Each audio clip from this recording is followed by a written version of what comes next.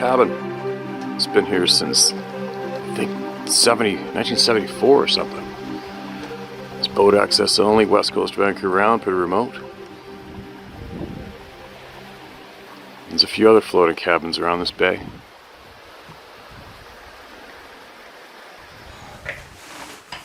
What a day today's been. If you're watching, I'd imagine while you're watching this, I'm recording this yesterday, and right now I should be in the woods. If all went well. And big moment. I got a whole bunch of stuff done today, and got frustrated with the internet having to do this basically at the kitchen table, and I finally got the internet in this room right here, right now. The internet is here. Oh, so exciting for me. See, with all the dozens of projects I got on the go and all the shit I got to do, I basically can only do little tidbits at a time. Tidbit. So I've got about 15 different items getting tidbits at a time. So making a milestone like finally getting the internet in here was huge. I had to unbury my PVC pipe between here and the house in the mud to find the connection where I had to have a connector for the two, what's it called? SCAD 6 or whatever it's called. And taped it all up, found it, took it apart, put a new connector in, fixed it. So I got the internet. It's exciting. That means big things are soon to come. It's a lot sooner than I thought. And what I think I may do next time I'm back is maybe we'll time a YouTube live. For the second time I've ever done it, ever. Third time in a way. I think one time I was on that radio show a few years back, and then I did a YouTube live a few years ago, and I'm going to do one here. And what we're going to do is you guys are going to help me, and we're going to do a few little tests so I can get this nailed. Okay? So that I can get nailed and have somebody here with me, speaking with you and sharing truth. First-hand truth. So what we will do is I will try to get everything going as best I can alone, which I always am, and then we'll hit the go button. And what I may do, because I don't know how people do it, because on that little laptop I'm not going to be able to see it and read the questions that easily, I'm imagining. So I may put a TV bracket up there, and I may hang a big screen TV there and hook it up to it, because that's how I did it before. I just had a laptop hooked into the TV, the large television screen when I did the live thing with you guys on YouTube, and then I can read all the questions clearly. So, anyways, I'm babbling. That's what we're going to do. And then, with the help of you, we'll get it going smooth, so I am confident that I can have someone in here hit the go button, and off we go to the races, right?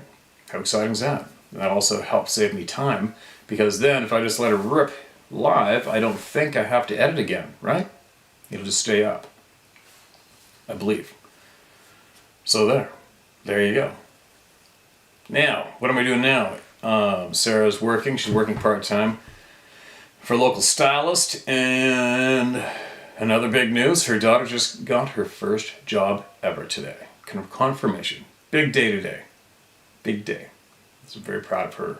She's had basically just prior to moving in here, you would have probably voted her the least to succeed, all due to I'll bite my lip, bit of a monster in her life. And but everything's working out for the much better and rocking it out. Now she's probably the one most voted to succeed in the world. If not change the world, you never know. So absolutely ecstatic and proud for her. Very good day. All right, now enough about me and my bullshit. Let's get some voices heard. It's late. What is it right now? I think it's about 4:30 or something. Sarah's working until 6:30. Cut one of our turkeys in half lengthwise and frozen that way, so I stuffed a half a turkey in there. So she got a turkey dinner tonight. I gave Maya the choice, either turkey or tuna. She chose turkey, so I'm cooking turkey dinner right now. And I'm going to get these voices heard. And I'm going to get this loaded up, and then I will be able to leave here at 4:30 tomorrow morning, head into the wilds, and film whatever I can, do whatever I can, hopefully knock off some other goals I've got. The wilds, take you all with me.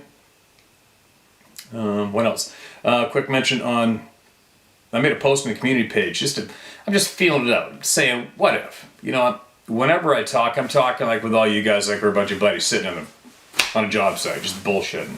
You know what I mean?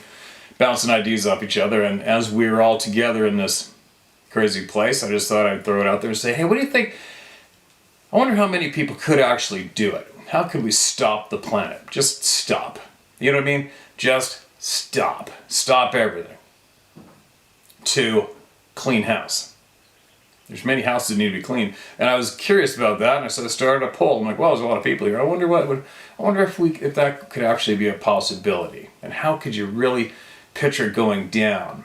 You know, to stop everything. Stop paying, stop working, stop moving. Except, of course, our vital places like the hospitals, right? Or getting people medication or whatever. Obviously, we would sustain that, but how long do you think it would take to make a huge difference in the positive if all the people just stopped? Then I really started to picture it. I'm like, okay, well, let's see. Some characters got it together, started promoting, and got a bunch of people together to do it, and then first you have to make sure you took care of your community during this very short time period, I would imagine. And then I put the option of, well, you would do it, but only if you had support of your community. And a bunch of people hit on that. Could you do it absolutely for sure? A bunch of people, yep. As long as they had a good head start, they could do it. Actually, some people actually said there's nothing wrong with the planet quit being stupid. Oh my God. But anyways, that's what I did. That was my motive behind that idea is just basically sitting here at this round table with all of you guys and having a bullshit session. I thought I'd bring it up. So I did. But it only takes one person to start that, right? Let's see what comes. Anyway. Alright, listen to this. Title, this is Red. Haunted Woods, is the title of this email. So today, March 8th, you asked if any of us have learned anything about Sabe. Well, for years we had thought our woods were haunted. Just so weird to go into them. No sound, very still, and that feeling is so strange. So as we've been listening to you, we've learned so much. A little backstory. My husband has lived here most of his life. Land family owned, backs up to a national park. Number one, my husband and a few of his friends went camping. They were ran off. He said it sounded like a freight train was behind them. Had a couple of .22 rifles shooting behind them. It kept coming. Stopped just before they got to his house. Number two, my husband said he and his brother and dog were ran off the same mountain. Number three, my husband saw a large orb come up out of the wet weather creek toward the front yard. Number four, we'd go on an old logging road to cut wood. There is where we noticed there was no noise, no birds, no squirrels, nothing but noise from interstate. That's when we decided it was haunted. Strange feeling. Number five, a couple summers ago we were having a cookout. Family and a few friends, and kids of course. Kids were in the pool and we were sitting under a tree relaxing next to the woods. All of a sudden, we heard a tree fall. My husband never found that tree. That's an interesting point you just shared. Shortly after that, we heard a rock be thrown. Every one of us stopped and looked at each other. LOL. Number six, a few months ago, my husband and I were in bed watching TV. All of a sudden, we heard like a bird. To me, it sounded like a crow. Very loud crow. It was very dark and right outside our bedroom window. My husband would not go out. LOL. By number five, after watching and listening to the people, we know what's going on in our woods. And after all that, if my husband goes into the woods for anything, he lets them know what he's doing. So with all that being said, Steve, thank you for getting everybody's stories out and teaching us. We have learned a lot. Sorry for this being so long. I also say, when I leave in the AM for work, please do not make me afraid in the name of the Great One. Thank you and Sarah for being who you are. Prayers for all. This comes from Eastern Tennessee. Cindy, appreciate you emailing that in. And I'm glad it's brought you some sort of understanding to what the hell's going on in the back 40. Tennessee. There's never a shortage of stuff going on in Tennessee. Why is that? Why is that? Crazy. Keep us posted, Cindy. I'm imagining it's not the end of it.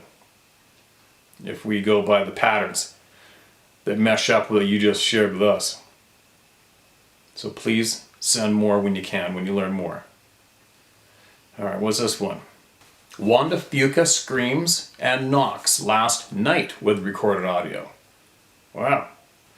Hey Steve, my girlfriend Sarah, dog Jasper, and myself were taking advantage of the Wanda Fuca trail being closed and figured we'd go do some secluded camping. Wanda Fuca Trail. So that's west coast of Vancouver Island, right? It starts in Souk, I believe. Haven't been on it. We parked the car on a hidden logging road and bushwhacked our way down to the trail to camp for 2 nights on April 7th near Bear Beach. At 3 a.m. on the second night, I woke up to relieve myself, and after returning to the tent, I lied awake for about 20 minutes before hearing 2 very loud, deep screams/roars echo down from up the creek. I thought maybe it was a big cat, but it sounded much deeper, more like a howler monkey or a singer in a metal band, but much louder as it reverberated through the trees.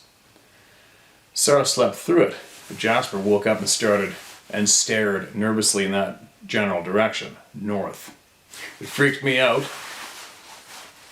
but at the same time I figured there's no sense in jumping to any conclusions. Animals make weird sounds. We went out again about 10 kilometers south of this location for another night on April 13th. This time I brought my audio recorder. Around 1 a.m. it sounds like maybe an animal's flipping rocks near the mouth of the creek looking for food, although it struck me as odd how consistent the sound was. It then escalates to what sounds like loud rock throwing, as you can hear rocks splashing and hitting the bottom of the creek bed, as well as logs being strewn across the creek. Splashing and hitting the bottom of the creek bed, as well as logs strewn across the creek. Maybe even some wood on wood. It was loud. We were completely alone on the beach, and it was pitch black as the moon hadn't come out yet. Forgive me if this is just a common practice for some known animal. However, I had to share my findings with you in case maybe there's something strange going on here. Thanks for listening and keep up the great work with the channel. Kindest regards, Eric Dissereau. Hope I didn't butcher your last name, man. Alright, so I will have to go back, I don't have it here, and download that to my download, save it, get it into the email. I don't have it right here, you guys. And there is lots of sightings along that whole coastline. I recall a couple who noted going down to, I forget the name, is it Botanical Beach? Excuse me, there's a beach you can go down the stairs carved into the timber floor between Souk and Port Renfrew.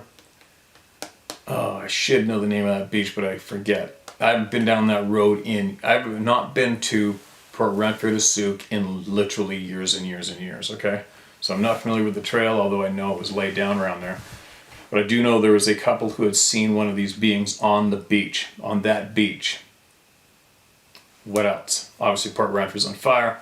I'm not far away from my grandfather ran to that one face-to-face. Fishing guides I know, seen them all around Gordon River, Port Renfrew, San Juan River, Souk, East Souk.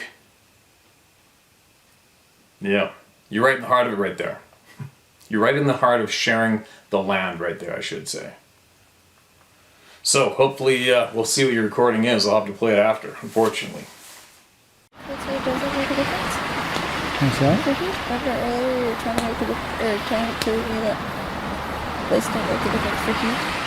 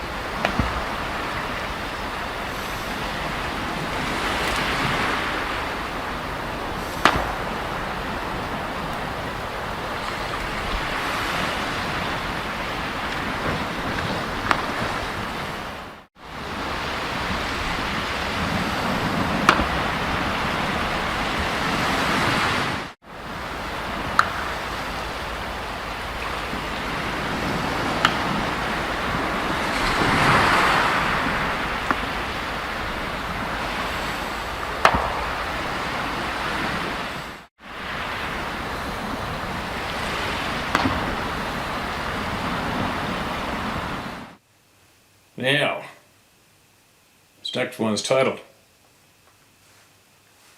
Turner Farm Story and Some Drawings. My grandparents own a 180-acre farm in Ohio near Wheeling and Moundsville, West Virginia. There have been many Bigfoot sightings in the Ohio Valley, but the ancient burial mounds are what's most interesting. There have been hundreds of skeletons excavated there that are proof that giants existed in the Americas. Recently, my mom's cousin Eddie told me a story about an encounter he had while hunting on the property. Before the sun rose, he was heading out to his tree stand and was being followed by something walking bipedal. When he would stop, it would stop. He said a feeling of dread overtook every other emotion inside of him. Ed changed his route and wrote it off as his mind playing tricks on him. When I was younger, I was hiking near the same location with my good friend Jake. We were accompanied by my black lab Seiko and my grandparents' 2 blue heelers, Shep and Joey. After miles of adventure, we stopped below the grandchildren's treehouse for a breather. After a couple of minutes, we heard a strange noise above us. And down dropped a black creature right on top of us. It all happened so fast, but Jake and I took off running. The dogs were squealing and barking at this thing. They surrounded it. At first glance, I thought it was a bear or a panther. For years, I told myself it was a giant feral cat. Recently, Jake said that thing was as big as Seiko. We made it to the yard and started worrying about the dogs. We could still hear the strange noises from down in the valley, but after a couple of minutes, they finally came running up. They had a look on their face and were acting strange the rest of the night. Turner Farm. Thanks for being brave enough to share the truth. Feel free to share. There's some drawings. Okay. These are various drawings. We're missing out a whole pile of details that I would have thought you would have shared. You didn't describe what this thing looked like, how big it was, or if it touched you. You said it fell down on top of you all. Did it just drop down near you? Did it hit the ground running? Did it stand there looking at you? Did it scream at you? Did it make eye contact? What did it look like? Did it touch you? Did it bounce off your shoulders? Do you know what I mean? And then you give us a bunch of hand sketches of 1, 2, 3, 4, 5 variations of something. Okay, so you can see where the confusion may come with your email. So if you want to email me back what happened? What happened when this thing dropped down? Did it jump in you? Did it slip and fall? What was it? What did it look like? Sounds interesting to me. This one's titled Parents are Southeast Asian natives and have sightings and encounters during the Vietnam War and a Wyoming encounter. Hi Steve, I listen to you just about every day. You have a strong platform and I hope everyone who knows will find this to the place, share their, You have a strong platform and I hope everyone who knows will find this to the place, share their encounter and experiences. This will probably get buried, but here's mine. This might be a long read. I don't know where to start, so I'm just free writing as I go. First off, I have not have any encounters myself. I'll try to explain the encounters and beliefs of Bigfoot in my culture through the eyes of my mother and the elders. I'm Hmong, an Asian ethnicity group originally from the mountains of northern China, and my ancestors migrated and expanded from there to Southeast Asia in the countries of Vietnam, Laos, Cambodia, and Thailand. I'm first generation American born, so we first gens just hear the stories told from the elders that happened during their time at the old country, mainly from Laos and Vietnam during the Vietnam War. A little history before we move on. The Hmongs helped aid the Americans during the Vietnam War. The men and boys as young as 12-year-olds were recruited by the United States to fight communism in the late 60s as the war spread into Laos. We were mainly farmers and lived in small villages along the hillsides of the mountains. We saw communism as a threat to our way of life and independence and did not want to give up what little we already had. Nearing the end of the war, the United States pulled out of Laos. They left many of their allies, the Hmong, to fend for themselves against the NVA, North Vietnamese Army. Those who didn't make the departing buses and planes took their families, old and young, to try to flee into the jungle to Thailand, where war was not present. Story number 1. Let's get to it. My dad was recruited at the age 13 when the war came to Laos. They were assigned to various parts of the countryside and jungle, scouting the jungle, eating wild bamboo shoots, and engaging the enemies at random without warning was as scary as it gets for a teenager when you can barely see through the thick jungle. He said the only time you can kind of see through the jungle is when you stay still. The jungle is alive. You can see what's what if you pay real close attention and become one with the jungle. That's exactly like being here in the timber. Here. That being said, he told a story I remember well. Once their unit was low on rations inside deep in the bush, so they sent 2 guys to the edge of the jungle to find abandoned farmlands to see if they can find some vegetables or anything to eat. One for lookout while the other enters the farmlands to scavenge. The edge of the jungle was a half-day's hike through the thick brush, having to be careful of random ambushes or hidden landmines, so the travel was very slow. They both eventually find some vegetable gardens and packed what they could carry back to the unit. Rations eventually ran low again, so they were told to go back and get more and to follow the same path they took. The sun was going down when they departed the unit. They told the unit it will be safe since they did not see any sign of enemy activity at the abandoned farm site, and they will be sleeping at the farmland and would go back the next evening with what they could find. At every farmland or garden, the farmers built little wood huts or open platforms that sit about 3 to 5 feet off the ground so they can rest while the sun is at the highest while tending to the land. The reason of the raised platform is to keep pests and bugs from crawling up to you while you rest in case a tiger decides to wander into the land if you sleep at night, so you have a higher advantage point to defend yourself. This random farmland, the 2 soldiers left, 2 had a small hut which had an open platform and a straw roof overhead.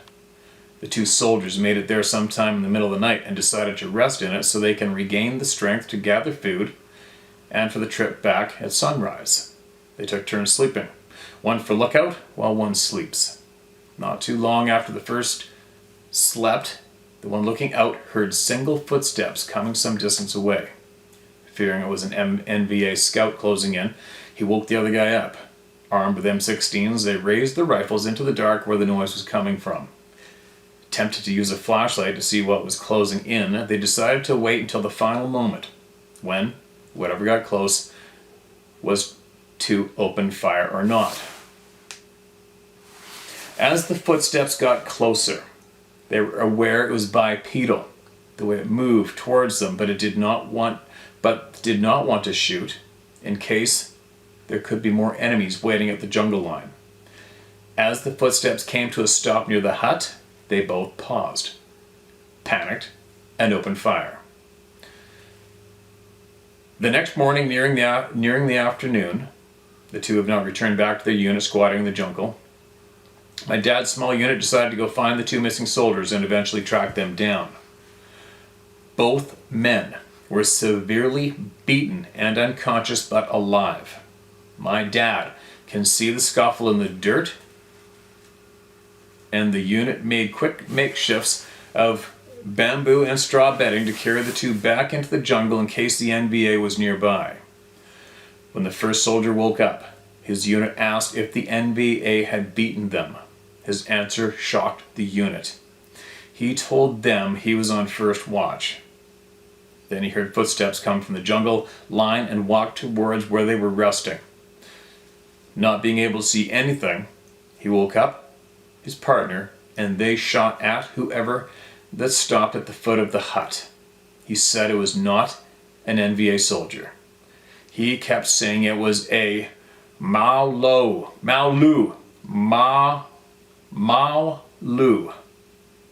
That's a man-like ape word for us. When they fired, they said they could see it clear from the muzzle flash. It was an arm's length from their face, pretty much looking down the barrel of the rifles. They saw its face. A man-like face, but not ape-like. A man-like face, but ape-like body covered with red, orange hair covering the body. It grabbed them by the legs, dragged them around, and beat the crap out of them. The bullets, they said, did nothing to it when they shot it before remembering getting grabbed. Last thing he remembers is being thrown around until he went unconscious. Oh my God. When the other soldier became conscious, was questioned, and he confirmed the other soldier's story as well. And this was the only encounter my dad's unit experienced during the time in the jungle. I ever heard this story when I was in middle school while we had a gathering at my parents' place. The elderly Hmong veterans were sitting around a table and sharing the strange times during the war. Holy shit! Wow. I don't doubt that one for a second. There's just too many veterans emailed in about those, quote, rock apes, end quote, attacking them. Wow. Story number 2 is coming from my mom. I was at my mother's house for dinner. As my mom was cooking, I turned on her TV, flipping through the channels. I stopped at a channel, and it was the documentary on the Patterson-Gimlin film. If you've seen the documentary, they constantly played the video of Patty over and over throughout the show. I just thought it was entertaining. Anyways, Mom gets done cooking, and I helps at the table and left the TV running. We sit down and eat. A couple of minutes go by, and my mom says, "They have these things here too?" Excuse me, I was like, "What? Bigfoot? I guess, I don't know." Then she says, quote, "We saw them all the time when we hid in the jungle for 3 years after the war."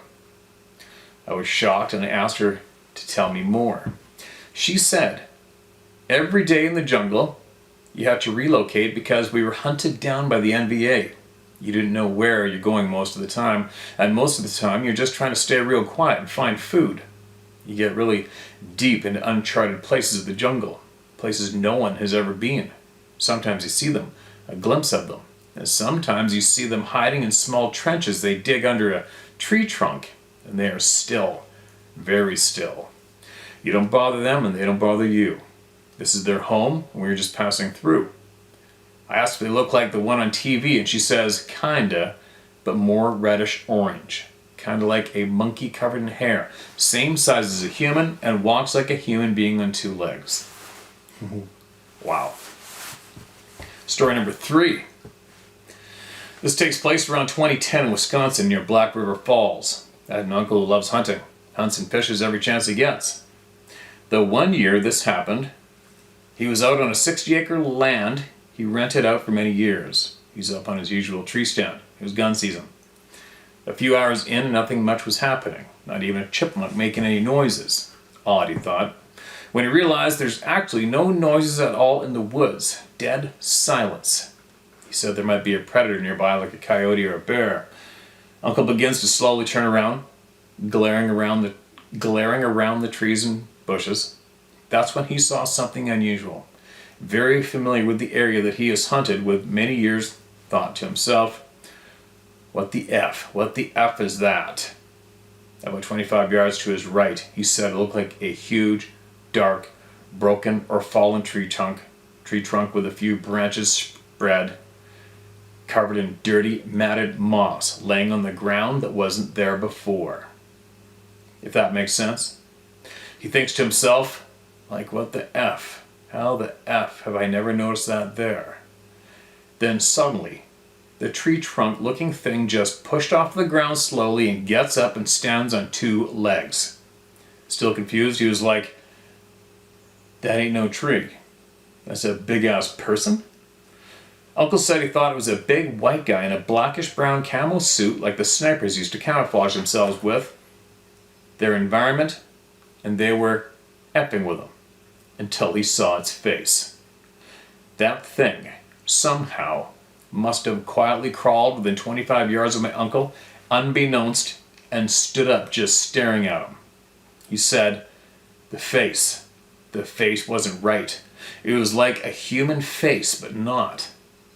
Uncle pretty much jumped off the tree stand and bolted all the way back to his car. Never hunted since. And that's all the details he told us, and he doesn't like to talk about it much. Sorry for the long post. Hope you get to it. Probably a lot of typos since I'm on break writing on my phone. I've yet to ask the many elders on the strange encounters during their time with the ape man. I know there's more truth out there. Thank you. My name is Nia Chua. You can say it if you want to. And I did. Nia, I absolutely appreciate you. I could have read that for a week. As long as you kept writing, I was going to keep reading.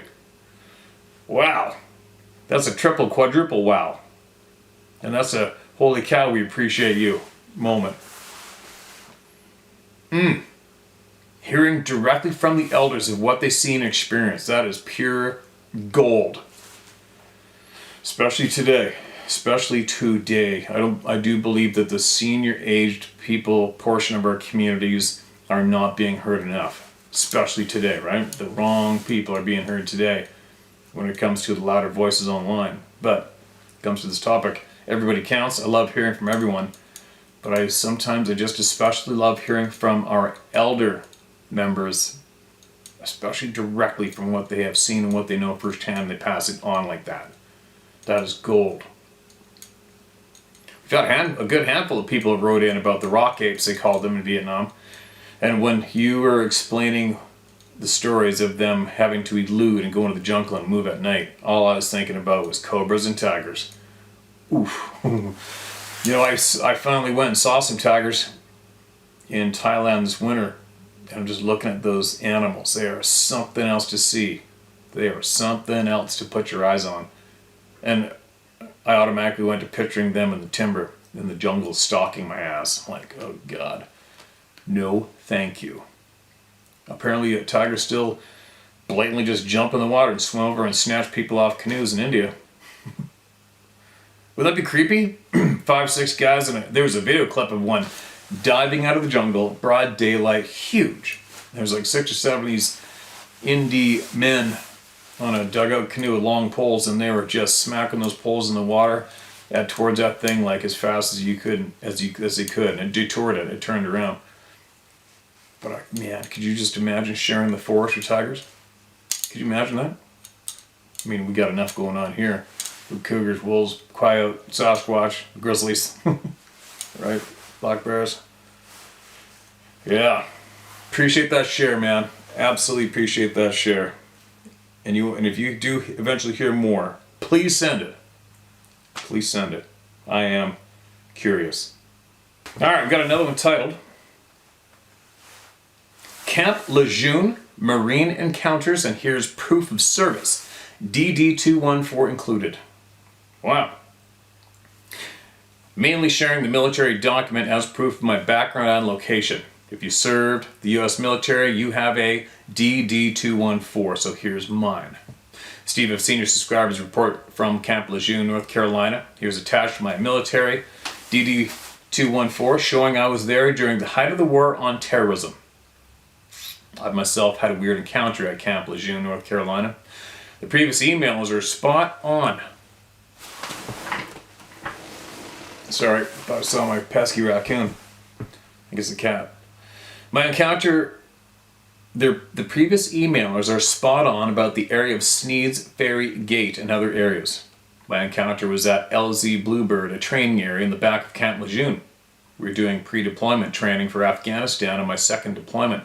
We were all taken off the range. We were all told to go back to a staging area on the main side of Camp Lejeune. They told us we had comm issues. Their story was our radio went down, and without a radio to report for safety reasons, training had to be halted. Yes, this is true. But there was no reason to rush us out and relocate all of us, especially when we were spending the week in that area. Halt training, yes, but no reason to leave when we already set up a small FOB, or forward observation base, while our radio guy figured out the crypto issues with the comm gear. Later on, whispers of a creature being spotted circulated. I didn't see it myself, but rumor had it something was lurking watching the Marines training that night. But 2 years later, fishing on a small river 2 miles from Camp Lejeune, main gate at night, I had a weird experience. There was 3 of us fishing. For anyone familiar with Camp Lejeune, Jacksonville, North Carolina, you'll know the one main strip off RT-17 when you leave the main gate heading into town. You pass a main drag on your right. That McDonald's on the corner. Well, about a mile or two after that on the left of RT-17 was a small river. We took our poles and tackle and hiked through the dense brush a few hundred yards and began fishing. At some point, we all got an uneasy feeling. As we continued to fish, a buddy of mine said he had to leave. Now I questioned if he's seen it, and was too scared to mention it out of fear of ridicule. Across this small river, we're talking 50 feet at this spot, an animal was rooting around, breaking limbs and making a ruckus. I assumed it was a giant black bear. This bear was climbing a tree about 10 feet high and just looking at us, from what I recall. You could see a dark silhouette in the moonlight coming through the trees. I pointed out this said giant bear. My other buddy and I agreed it was time to pack up and leave. There was no further activity or issues that I noticed. No. My question is, I've never seen a black bear in Camp Lejeune. I've seen them outside of Jacksonville, but not there. It wasn't until a few years down the road and your channel that I wonder, was that a black bear holding onto a tree looking at us, or an 8 to 10 foot tall individual peeking from a tree making a ruckus to get us to leave? I'll never know, but what I do know, if the feeling that I had at the time was a feeling no bear back home in New England ever gave me when we crossed paths. The talk of wood boogers was something I heard there on being... The talk of wood boogers was something I heard there, and being New England born and raised, the term booger wasn't in my vocabulary, nor was Sasquatch being real. So to add to the previous emails about Camp Lejeune, I've had many weird nights there, and can now put 2 and 2 together. Now confidently, and say these creatures are everywhere, including Marine Corps Base, Camp Lejeune, North Carolina. To anyone else that served at Camp Lejeune, have you seen something? Don't be scared to share it. I'm sure there's many more like myself that had some weird nights there and are glad people came before us to this channel and weren't scared to share it. God bless and stay safe, Steve. There it is. There's the document. And I don't believe we need to share your personal document on the internet, do we? I've got it all. I've got everything here. Alright, man. Yeah, I'm not going to share all that. There's too much personal information here. But thank you for being trusting with me. Appreciate that. And we got your back. I certainly am glad you came forward. And that many men out there, and that bold of movements they did in front of all you soldiers. I'll guarantee you there's more people that were there that have seen these things, and they are here in this channel listening. I will guarantee it. Not a doubt about it. Anyway, so for all of you others who are probably got big wide eyes and shaking your head up and down saying, I knew it, there's more people that seen it besides me at Camp Lejeune. Email it in. Get it to me. You don't want your name shared? I won't share it. I won't share nothing, man. If you ask me not to share something, I'm not sharing it. If I decide it's too personal, I'm not going to share it. Because we just don't need to, right? But, do it.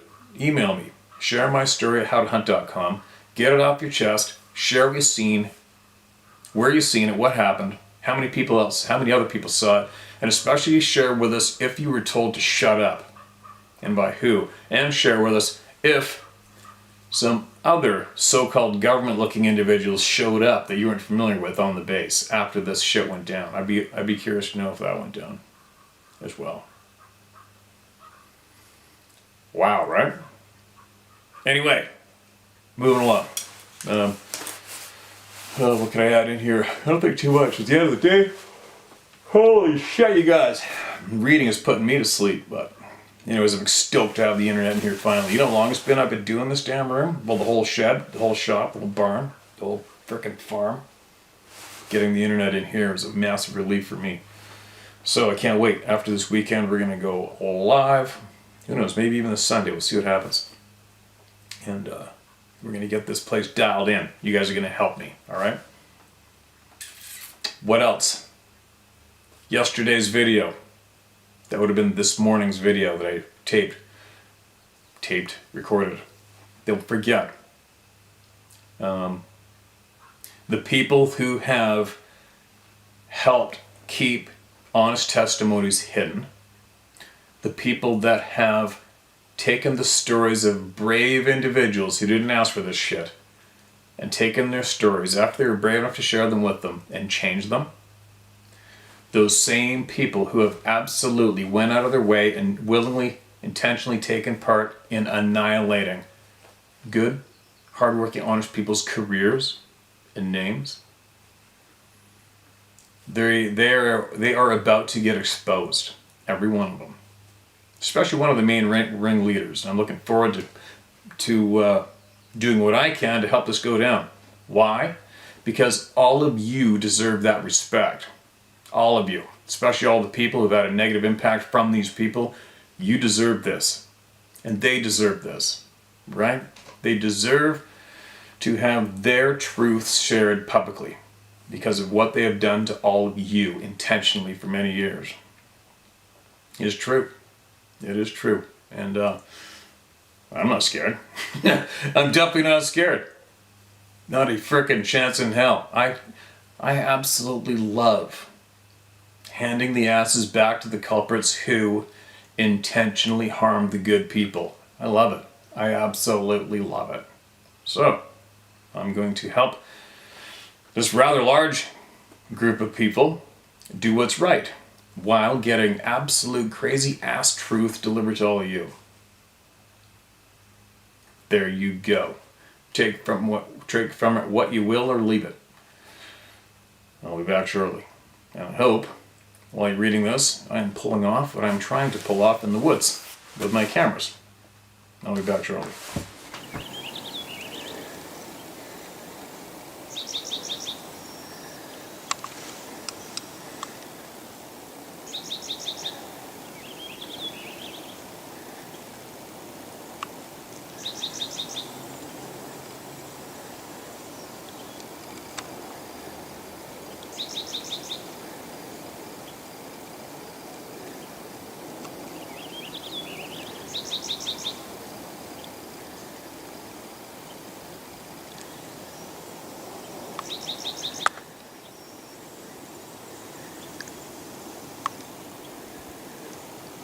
Oh, it's got my wind.